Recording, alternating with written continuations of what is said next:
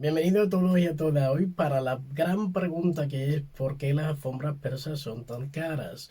Os vengo a contaros todo y además os voy a contar la versión de verdad y no solamente la políticamente correcta. Así que quedaros que vamos directamente al grano. Porque para saber por qué las alfombras persas son tan caras, tenemos que definir que la mayor parte de las veces, como ya conocéis, si conocéis mis vídeos anteriores, cuando las personas hablan de alfombras persas se refieren a alfombras orientales, pero de la parte, vamos a llamar, del Medio Oriente. Algo que iría entre algo, bueno, pues probablemente desde Túnez hasta Turquía, incluyendo después a Irán, Afganistán y todo eso. No me voy a enrollar con el tema histórico porque si no este vídeo sería muy largo, pero vamos al grano. Cuando nosotros hablamos de este tipo de alfombras orientales, no estoy hablando de de las alfombras chinas, por ejemplo. Vamos a ceñirnos a esta idea de alfombra oriental. Para saber por qué son tan caras, deberíamos irnos a por qué se usaban o para qué se usaban. Y ahí es donde la mayor parte de las personas piensan, pues chiquillo, ¿para qué se van a usar? Pues para ponerla en el suelo. No, tan fácil no es la cuestión, porque sabéis, si conocéis el tema de Rusia, de las antiguas repúblicas rusas y todo eso, sabéis que hay muchos países, por ejemplo Turkmenistán, por ejemplo Rusia mismo, por ejemplo Ucrania, donde las alfombras tradicionalmente se ponen en las paredes. Y se ponen en las paredes, pues básicamente para quitar el frío, porque como son de lana, pues te quita un montón. Si conocéis mis otros vídeos, sabéis que os he hablado sobre el efecto que tiene una alfombra puesta en una pared. Si no lo sabéis, iros al otro vídeo y lo miráis. Pero hoy vamos a hablar de por qué son tan caras. ¿Por qué son tan caras? Pues mire, básicamente porque realmente se usaban para dos cosas. Una era para ponerla en el suelo. Pero vamos a ver históricamente en qué suelo. ¿En qué suelo se ponían? Pues el origen era que estos pueblos que hacían las alfombras, al principio de todo, eran todos nómadas. Después se fueron desnomadizando y luego solo unos cuantos, por ejemplo en la frontera sur de Irán con Afganistán, sigue habiendo pueblos seminómadas incluso hoy en día, pero la mayor parte eran nómadas al principio, lo que quiere decir que estas alfombras se utilizaban como pared y como suelo de una especie como de, vamos a llamarle, de cabaña hecha con alfombras, ¿vale? Que luego por fuera pues iba recubierta de pieles, de camello o de lo que sea, pues para que no lloviera dentro. Pero digamos, tú imagínate si tú tuvieras que construir una cabaña hecha con alfombras para que esté calentito. ¿Y por qué tiene que estar calentito? Pues tiene que estar calentito porque en invierno, perdón, porque no en invierno, porque por la noche en el desierto, incluso en un lugar donde haga mucho calor, sabéis que por la noche sí que hace frío, o por lo menos fresquito. Entonces hay mucha diferencia de temperatura entre la temperatura que hay durante el día. Imaginaos que durante el día puede haber 48 grados y luego por la noche de buenas a primeras tienes 4 grados. Pues son muchísimos grados de diferencia que el cuerpo nota. Para lograr que la vivienda por la noche mientras uno duerme esté más o menos a una temperatura decente, para eso las alfombras eran ideales. Con lo cual significa que ya desde el principio, desde el origen de las alfombras, ya eran caras porque eran un producto costoso. Nos estamos olvidando hoy en día de que el concepto caro, cuando nosotros decimos que algo es caro, significa que pagas mucho dinero por eso, pero se nos olvida que el concepto caro, como en italiano, la palabra caro es que es algo querido, algo apreciado. Y en su momento, antes de que llegaran todas las modas actuales y todo eso, algo que era caro era automáticamente algo que era querido, que era apreciado, que era necesitado. Entonces, nada más necesario que algo que te va a servir pues para adecuar tu vivienda a que tú, tu familia, tus hijos, lo que sea, no pasen frío por la noche. Más caro no puede haber. Entonces, tenían que ser caras. Pero claro, la pregunta es, pues para eso puedes poner una alfombra que no tenga dibujos, que no tenga cualquier cosa. Sí, pero no. ¿Por qué? Porque conforme las personas se pudieron permitir una alfombra de mejor calidad, no solamente le añadieron materiales que eran más lujosos, y ahora vamos al tema de los materiales, sino que le fueron añadiendo una serie de dibujos que ahora vamos por qué esos dibujos son importantes y por qué hace que sean más caras. Si buscáis en internet, os van a decir simplemente la idea de que las alfombras persas son caras en función del número de nudos por centímetro cuadrado. ¿Cómo se hace? Yo no tengo ningún metro por aquí, se me ha olvidado agarrarlo. Pero si vosotros tomáis una alfombra por detrás y le ponéis un metro, una cinta métrica, y veis y hacéis como mentalmente un cuadrado, o tomáis un papel, hacéis un cuadrado un agujerito de un cuadrado en el papel, de 1 centímetro, y lo ponéis sobre la parte trasera de la alfombra y contáis los puntitos, estos son los nudos que tiene. Estando hablando de una alfombra anudada. A más cantidad de nudos por centímetro cuadrado, más trabajo ha llevado para hacer cada centímetro de esa alfombra.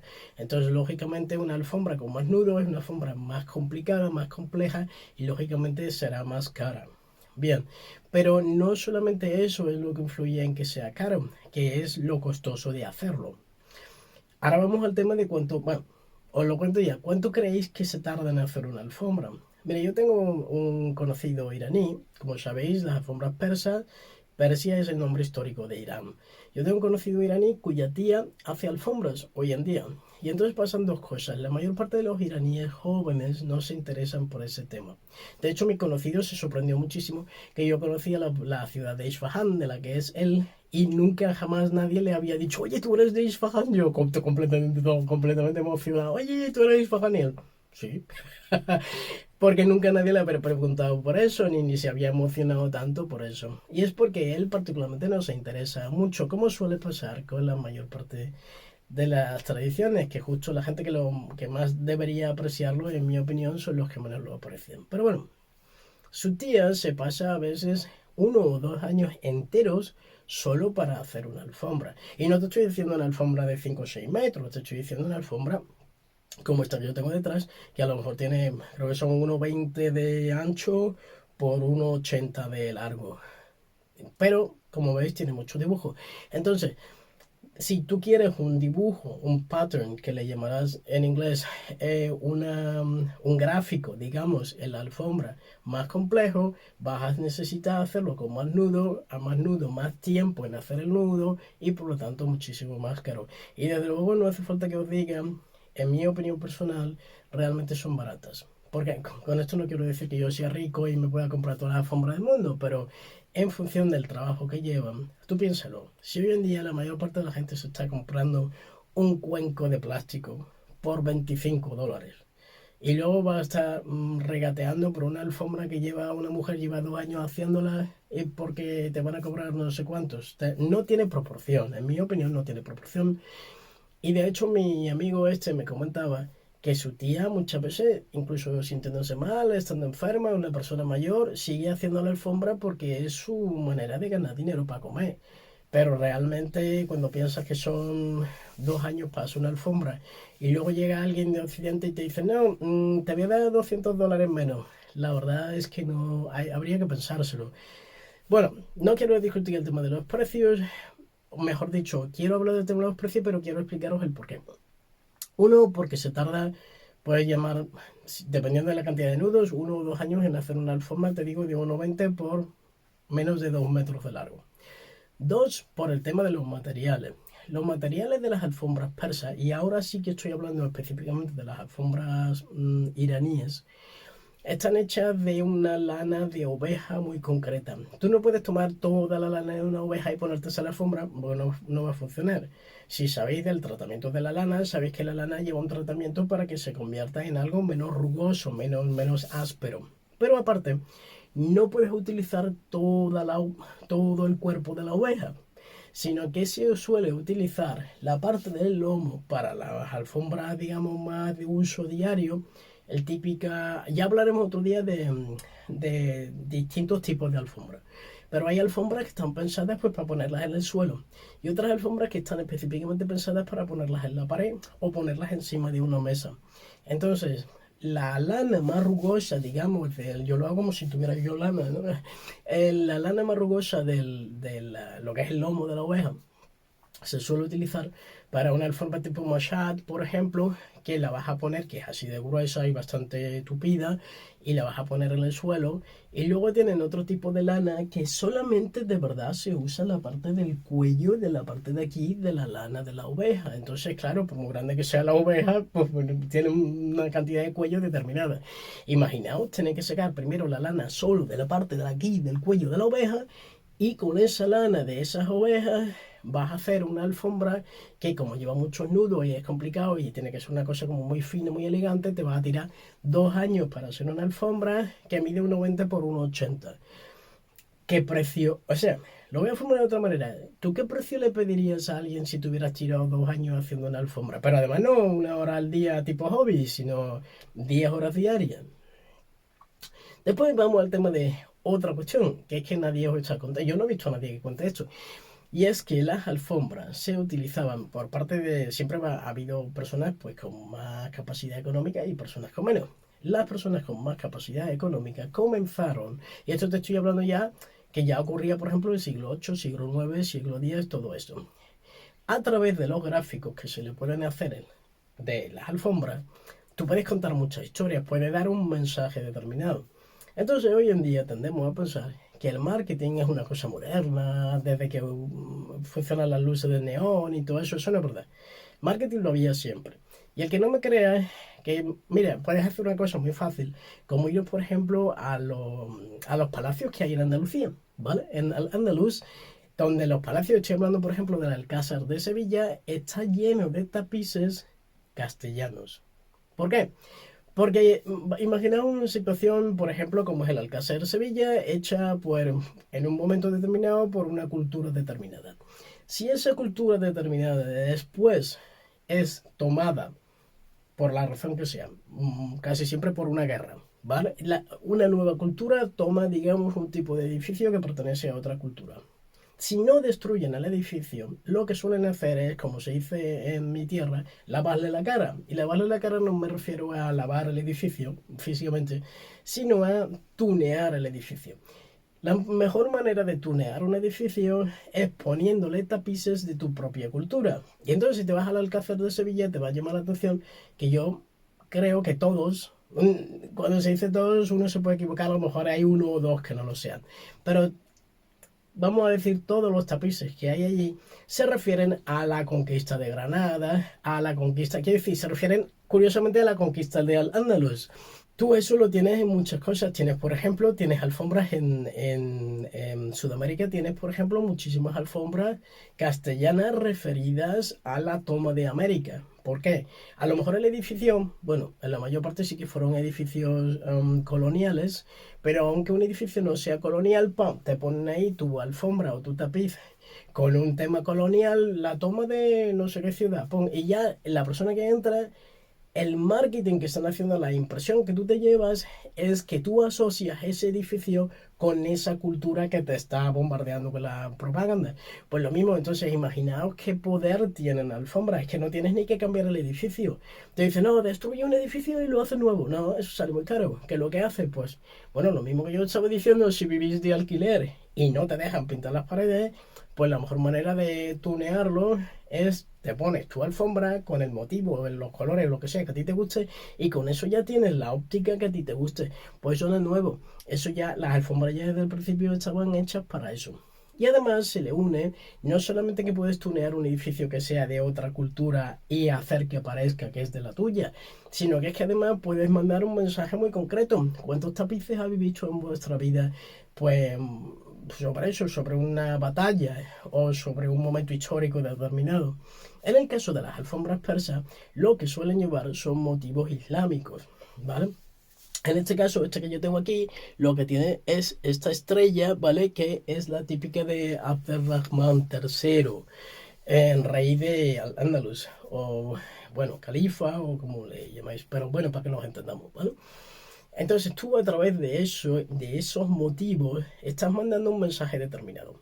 Vosotros me diréis, pues yo solo veo flores, estrellas, claro, tú sí, porque tú no eres el público potencial, vamos a decir, es como el marketing de ahora. O sea, si a ti una determinada empresa de refresco, vamos a decir a ti, Te sacan a un tío con una patineta, pegando botes en un sitio, saltando, bebiendo este refresco. Si tú a lo mejor tienes miedo, a ti no te resulta, no apelan a tu, hoy me voy a comprar este refresco porque es muy guay, porque es de tomar, de jugar con patinetes, no, porque no está pensado para ti como público potencial. Pero si ese mismo anuncio de refresco se lo enseñan a un chaval de 16 años que le gusta ir con la patineta y se ve muy guay con su gorra y su patineta y ve, uy, este refresco lo asocia con eso, entonces él es el público potencial. Entonces las alfombras tienen su público potencial, que en su mayoría, como este tipo de dibujos, de patterns, son antiguos, el público potencial era en su mayor parte pues esas personas de esa época. Si tú tienes una alfombra que tiene un diseño como esta, que puedes decir que es del siglo, vamos a poner que sea del siglo X o XI, ¿vale? Pues lógicamente el público potencial para recibir ese mensaje eran las personas que vivían en el siglo X y XI. Por eso ahora te parece que son dibujos aleatorios que no tienen ningún sentido. Pero cuando empiezas a aprender y si queréis, si os interesa, dejadme un mensaje que yo iré más al grano, más específicamente sobre qué es lo que significan los dibujos, este tipo de gráficos de las alfombras. Pero como veis, ya tenemos. La alfombra sirve para mantenerte calentito, el origen. Para mantenerte calentito en la casa. Es importante. La alfombra sirve bueno, para que no te entre el aire. La alfombra sirve para pisar. Vamos al tema de pisar. Pisar en el suelo. Hoy en día estamos acostumbrados, no todas las ciudades ni siquiera, pero si vivís en una ciudad estáis acostumbrados a que el suelo, el concepto de suelo es algo trabajado, ya hay asfalto, o hay campo, o hay algo. Pero imaginaos si tuvierais que vivir en el desierto, o peor, en una ciudad del siglo XII o XIII. Si vives en una ciudad civilizada como eran las ciudades de Al-Ándalus, pues vale. Pero si no, la verdad es que uno agradece que cuando entre en su casa, en vez de estar por la tierra, a lo mejor por una ciudad que no era particularmente limpia, las ciudades donde había ese tipo de alfombras sí que ya tenían desde hacía muchísimo tiempo, tenían alcantarillado, tenían un sistema social, tenían sobre todo. Pero, no obstante, el hecho de entrar en un lugar donde la alfombra está limpia, donde tiene un diseño y un color que a ti te guste, te sientes bienvenido a casa. Y si a eso le añades, imagínate que tú fueras una persona de poder en esa época, digamos el siglo VIII o IX. Si tú fueras una persona de poder, no querrías mostrar tu poder mm, a tus súbditos, como yo así. Pues como, pues justamente con colores brillantes. Sí, hoy en día, miren, hoy en día el que puede, no todos, pero el que puede se compra ropa de marca, se compra un vehículo llamativo, se compra un abrigo especial que se vea a 400 kilómetros de distancia porque tiene un color que está de moda de no sé qué. Pues tú imagínate esa misma persona hace no sé cuántos años, pues tendría una alfombra que habría mandado a hacer específicamente en un color determinado especial porque es el color representativo de su familia o porque es su color preferido o por lo que sea. Entonces, tenemos, la alfombra tiene un papel en cuanto a la protección de la vivienda, del frío, del viento, de lo que sea. La alfombra tiene un carácter de marketing con respecto a dar un mensaje de una cultura determinada de la persona que muestra esa alfombra. La alfombra tiene un carácter de mostrar un estatus social, porque claro, a más complicada la alfombra, pues más guita o más pasta, o como le llamáis vosotros, ¿cómo le llaman en México a la guita? En Argentina se dice guita, en Andalucía le llaman pasta, o sea, dinero. ¿Cómo se llama en México?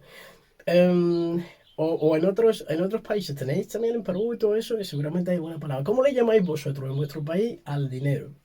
Escribidme en los comentarios que me interesa. En cualquier caso, las personas siempre han tenido un interés por mostrar su estatus social y las alfombras son perfectas para eso. Entonces la pregunta es, hoy en día, ¿por qué son tan caras? Pues mira, voy a decir la verdad. Son tan caras por dos cosas.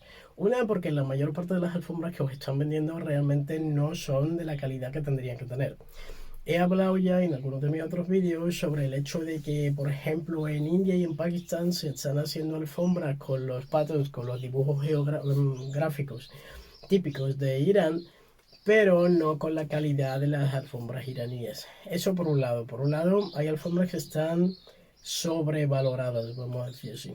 Y por otro lado, las que no están sobrevaloradas están infravaloradas, porque como ya digo, si una persona se va a tirar 2 años haciendo una alfombra, pues la verdad es que uno debería pagar un precio en consonancia. Se me ha olvidado, por cierto, se me ha olvidado decir otro tema también, y es el tema de la coloración. Las alfombras modernas, incluso aquellas que tenéis que tener cuidado si vais a comprar una, por cierto, porque hay unos gráficos que se parecen en las alfombras persas, pero aquello que os están ofreciendo no tiene nada que ver con una alfombra persa. Por cierto, ya con el tiempo, pues si alguien necesita una asesoría, tiene preguntas concretas para vender una alfombra o para comprar una alfombra, me podéis escribir a mi dirección de email, que la tenéis en la descripción de este vídeo. Hacía tiempo yo ofrecía este servicio de manera gratuita, no lo puedo hacer más de manera gratuita porque la cantidad de emails que recibo requiere de mucho tiempo y yo me tomo, de los que me conocéis por el tema, sabéis que yo me tomo interés con el corazón y dedico a investigar y a decir y no sé qué. Entonces, preguntarme por los precios si estáis interesados en una asesoría sobre el tema de las alfombras. Bueno, con la coloración, ¿qué es lo que ocurre? Que la coloración tradicional de las alfombras persas o las alfombras orientales en general era coloración natural. ¿Y qué natural? Hoy en día le llaman coloración natural a vete a saber qué cosa, y hay una manera muy eufemística de usar el término. La coloración natural de las alfombras persas era hecha con productos de verdad de la naturaleza, hecha con algunas frutas, hecha con algunas verduras, con algunos minerales. Por eso a la hora de lavarlas hay que tener mucho cuidado porque algunas de ellas despintan, no todas, pero algunas de ellas despintan y dependiendo de la época de la que sean, hay algunas que despintan especialmente mucho. Entonces, resumiendo, tenemos la funcionalidad que tenían en su origen, que ya hoy en día no la tienen. Bueno, no la tienen, depende de ti, porque yo os he comentado que yo de hecho uso las alfombras en las paredes, pues para evitar que el ruido de mis vecinos me moleste a mí. Yo no armo ruido, pero asumiendo que armara ruido, pues para que mi ruido no moleste a mis vecinos. Eso, cualquier cosa, también la vibración de una lavadora, de una secadora, todo eso, la alfombra te hace un efecto muy parecido a la que hace un panel de sonido de estos que te aíslan. Por otra parte, tienes el efecto propagandístico, que es que tú puedes mandar el mensaje histórico-cultural que tú desees. Lo puedes hacer hoy en día también, ¿vale? Y por otra parte, tienes el efecto de mostrar, digamos, una cierta pomposidad o un cierto lujo que todas las personas a lo largo de la historia, o muchas personas a lo largo de la historia, han tenido la necesidad de mostrar. Por eso tiene sentido que las alfombras persas, afganas, todo eso, tiene sentido que las alfombras persas sean caras, porque si no fueran caras sería una completa contradicción con respecto a lo que son, a su origen, para qué se usan y el valor que tienen en realidad. Entonces, espero que os haya gustado el vídeo de hoy. Si tenéis preguntas, me lo podéis dejar en los comentarios de aquí. Y por favor, para las preguntas, me lo dejéis en los comentarios. Dejad por favor el email para las auditorías. Y yo con mucho gusto, cuando lo vaya viendo, en función de mi tiempo y de mi posibilidad, con mucho gusto os contesto. Pues espero que os haya gustado el vídeo de hoy y con mucho gusto nos vemos en el próximo capítulo.